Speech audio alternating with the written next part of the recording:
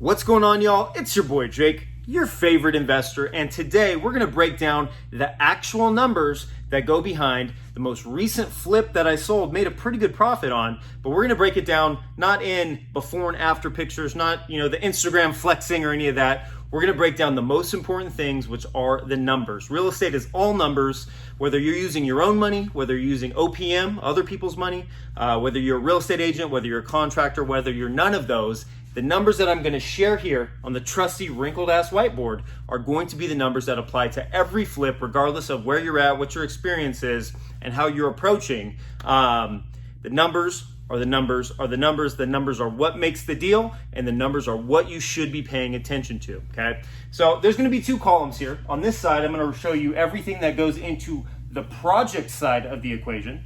And on this side, we're going to go into everything that's on the resale side of the equation. There's a very important reason that we separate it into two separate parts, okay?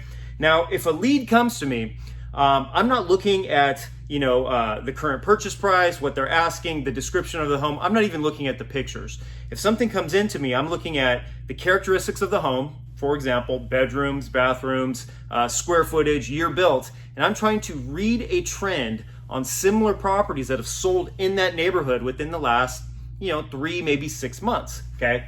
If I can get a read on that property and get an accurate, predictable, projected resale number, then I just work backwards based on my situation to determine whether or not the property that's put in front of me is a good deal or not. I mean, that right there, that was a pretty long sentence, but that sentence summarizes this entire real estate investing game. It's all trends, it's all numbers. If you can begin with the end in mind and work backwards, anyone can play in this game and win, okay?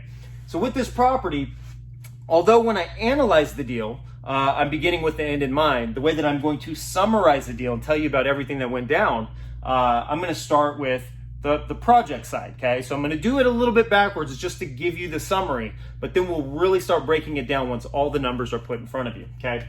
So we purchased this property for $180,000, okay, purchase price.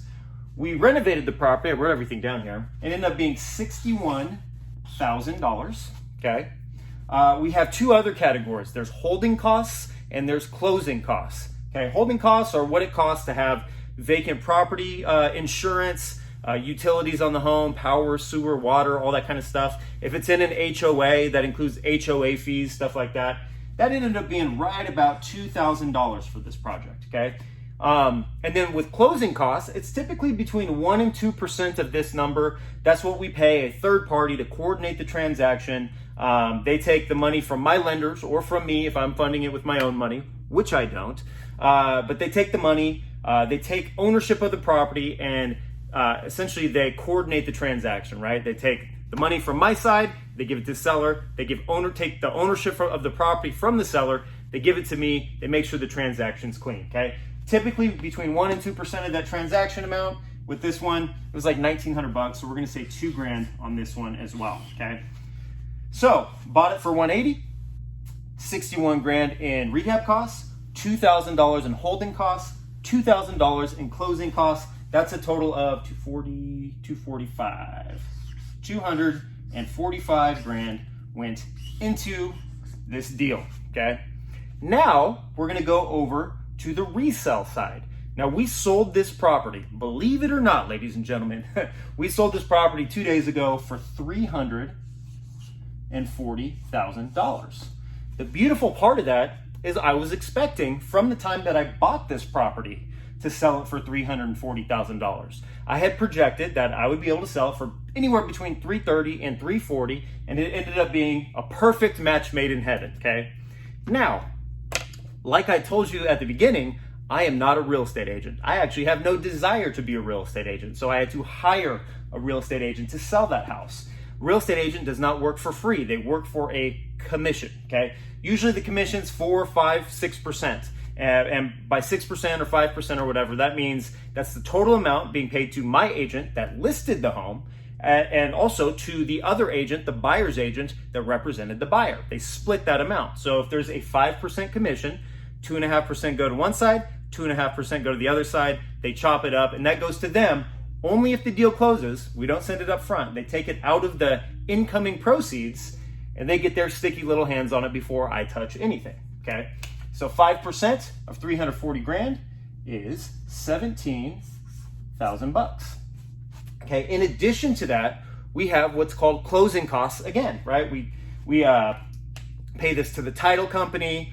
Some places it's called a settlement attorney, a closing attorney, an escrow company. And essentially we pay again for them to transfer everything, transfer ownership from me to the new buyer, take the money from the new buyer, the loan that they're getting from the bank, bring it over my way, just make sure everything's clean, everything's legit, and then also pay my portion of property taxes if that applies to the situation. So in this one, we ended up paying $6,000 in closing costs at the end of the day, okay?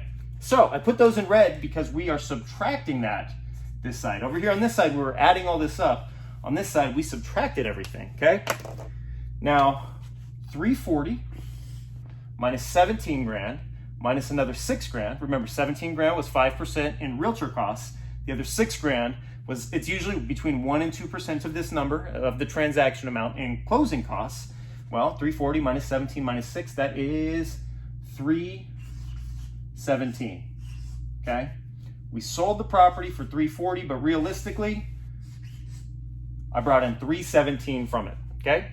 So now that we have these basic 7 categories of any flip that's out there, sometimes there's an 8th where if a new buyer, they say, hey, we want to credit back, we want you to credit us a little bit of money back, closing cost assistance and so forth. You know, sometimes there's another 8th category, but these are the main 7 categories, okay? 1, 2, 3, 4, 5, 6, 7. They give us these 2 numbers, right?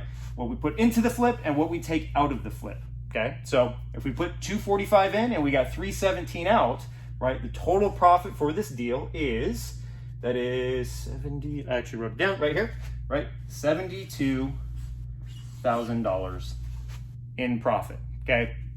Now, before I go into, other fees that are involved in this, if I was to put my own money into this, it would be 245 grand, almost $250,000, right? But I would get that money back, in the 6-7 months that it takes for me to do this, plus another $72,000 on top of that. That is a very, very good rate of return, especially over 6 months. I mean, that's about 30% cash on cash return over 6 months. That's like a 60% annual rate of return on your money for investing that into a property, okay? Now, we don't all have $250,000 just sitting there burning in a hole in our pocket in order to put into a deal. And that's why it's really important to understand that if these numbers, right, on paper, if a deal works on paper from the beginning, there are billions with a B, of OPM, other people's money. Let's see if we can get it on the screen. Other people's money, or other people's money. Not sure which way it's going to go on the screen, but OPM is other people's money. It's cash from private lenders that comes in a form of a loan that these folks essentially give to us in order to carry this entire thing out, right, on the project side. Purchase price, rehab costs, holding costs, closing costs. Essentially they're giving us either a portion or all of this amount in order to put into the deal. In return, they get rights to the house if we do something messed up or if we pass away or something crazy happens, okay? They have the ability to foreclose. Foreclosing on the house means taking it over, okay? So with this house, put it under contract for 180 because I knew I could resell it for between 330 and 340 because that's what the recent sales told me. That's what the trends told me. I could put that on paper. I could show a lender. I could put it on a nice, pretty little, PDF document and email it over. And I could prove to them. I can't just say, hey, I speculate that it'll sell for this much. I can actually prove to them that the neighborhood trend is 340 grand. Okay, so right from the beginning, I put it under contract at 180. I could show on paper with actual stats that we could resell it for 340. And then everything is kind of working backwards from there. I showed, hey, it's gonna, at first we thought it'd be about $57,000 and there was a couple things that popped up. But I could show them, hey, here's how much we need to put into the deal in order to put it in this condition because, the open floor plan and laminate plank wood, the fake hardwood on the ground and the tile in the kitchen and the white cabinets and opening up the wall and everything. That's what other properties in the neighborhood are doing in order to sell for around those price points. So that's what we're gonna do, and here's how much it's gonna cost. And here's our other projections, and here's how much potential profit there is in the deal, okay? So being able to put that deal on paper puts us in a position, whether you're experienced and you've done 800 plus flips like I have, or if you're on your very first flip, the power is in locking this property under contract and having a provable exit strategy on the projected resale number. That's what I was able to do. I sent it out to a few lenders. I was like, hey dude, it's Jake, what's going on? Hey, have a property under contract, sending it to a few lenders, really want to get this committed to by the end of the day in 2 days. Let's say end of the day Friday, okay? So let me know what you think, let me know what's going on, let me know what you can do, okay? So all these lenders got back to me over the next 48 hours from that point, saying, hey Jake, we can do this, we can give you X amount and we can charge you this much, or some of them wanted a profit share and they didn't want me to pay interest. Some of them wanted me to pay interest. So I ended up choosing the one that would be a best fit for me. I did not do a profit share or equity share, as a lot of people call it. For me, I felt that I would be able to make more money if I paid a monthly interest payment. Now, I brought in a second lender to cover those monthly interest payments on my behalf, and in exchange to that lender, I gave that lender an interest payment. So I brought a combination of two different lenders in to fund this deal, and at the end of the day, it went a little bit longer than we had planned. It was like 7.5, 8 months, and I ended up paying $16,000 for the length of time that I was holding that money. So if I would have put my own cash into the deal, right? 245 grand, I could have made 72 grand back on top of that. But because I used OPM, other people's money, we ended up, at the end of the day, about $16,000 in additional loan fees. But guess how much that left for me, okay? 72 minus 16, that's $56,000 to my business, not to me, right? To my business. Let's get that right. I don't own these in my personal name. But 56 grand comes to me, and I put $0 into the deal. You guys, this is how we do this business over and over and over again. I know more about white paper, right? About doing a presentation on this than I do about actually getting in there and what it takes to rewire a house or put it in good enough condition for the inspections or to open up that wall. I don't need to know that stuff. I just need to know that the numbers work. There's a few different checklists and the different strategies and secrets that we use to make sure that the contractor does a good job and we don't get ripped off. There's certain strategies we need to use to make sure that the real estate agent sells our house in the quickest amount of time, right? There's very specific strategies we use to be able to do it over and over and over again. But because we're using other people's money, right? And we're paying them for it. Because we're using a contractor and paying them for it. Because we're using a realtor to sell the house. Obviously, they're getting paid for that as well. Because of that, we're not putting our own resources, our financial resources into the deal. And we're not putting our own time into doing these key aspects of the deal. So you can do this at a relatively part-time basis, which allows you, although you're making less per deal than if you were the contractor in there 40, 50, 60 hours a week. So although I made less per deal, right, leave some money on the table there, I'm spending 1/10, 1/20th, 1/30th of the time on the deal that I would, compared to if I was to be the one actually doing the work, okay? So this is the way the game is played these days. It's how we're able to act quickly.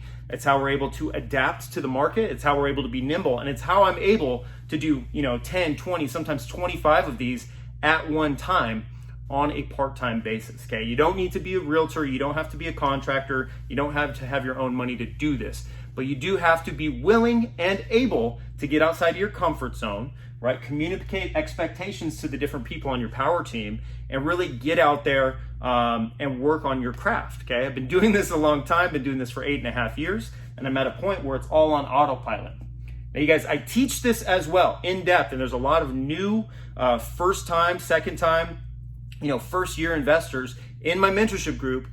Check out theflipsecrets.com/mentor. The link should be in my bio. Check that out. If this is something you'd like to learn how to do, if this made sense, or if this spoke to you, or even opened your eyes about this real estate game, put your name on the list. We'll get in touch with you. And if it's a good fit, hey, maybe we can help you do the same thing in a relatively short amount of time. So you guys, there's a lot of opportunity out there. It's just, the low-hanging fruit. You got to have the right ladder to go up and pick them.